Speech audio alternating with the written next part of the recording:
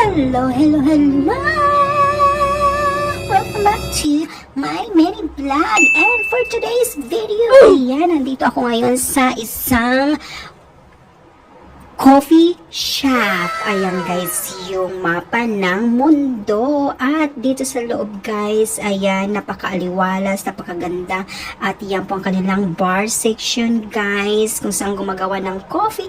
At dito naman sa front, ang kanilang mga mugs. Ayan guys, different kind of mugs for hot and cold. Ayan guys, so pagpipilian nyo yan kung gusto nyo yun or kung gusto nyo yung mga paper cups. So, ayan guys. At ayan po ang kanilang pangalan ng coffee shop, half a million or half M.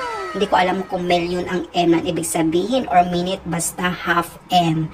So, ayan guys. Meron din silang stairways to heaven. Char. Ayan guys. Hindi joke lang. Meron sila sa taas na pwede kayong mag-coffee shop. At ayan guys, silipin na natin ang kanilang coffee shop. At ayan ang pangalan nila, half M guys. So bahala na kayo kung ano yung M.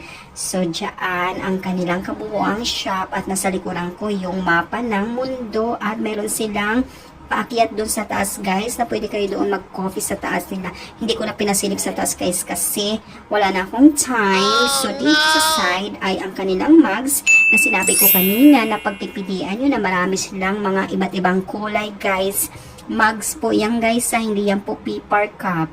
So pwedeng magkape dyan ng mainit at malamig yan. Ang hinawakan ko sa malamig yan guys. Pwede kayo mag-order ng mga colds. Ayan, may meron siya ng mga iba't ibang kulay din guys na pagpipilian. So meron kayong mga choices guys, diba? At least hindi nyo na itatapon, magagamit nyo pa next. Kaya usable siya guys, diba? So, ayan, habang ako ay nag-antay ng aking order, uupo muna tayo dito saglit sa kanilang table. Ayan, guys, yung kanilang table dyan. So, pasensya na pala kayo dahil ang aking pagkuha ng video ay nanginginig. Yan. So, dito guys, tapos na po ang aking in-order. So, pick up here. So, ayan, dalawang in-order ko para sa aking friend ang isa. So, kulay black pala na mug ang aking pinili guys. Sa mga nagtatanong kung magkano ang isa niyan, 24 reals. So, ayan, 24 reals lang po ang isang mugs.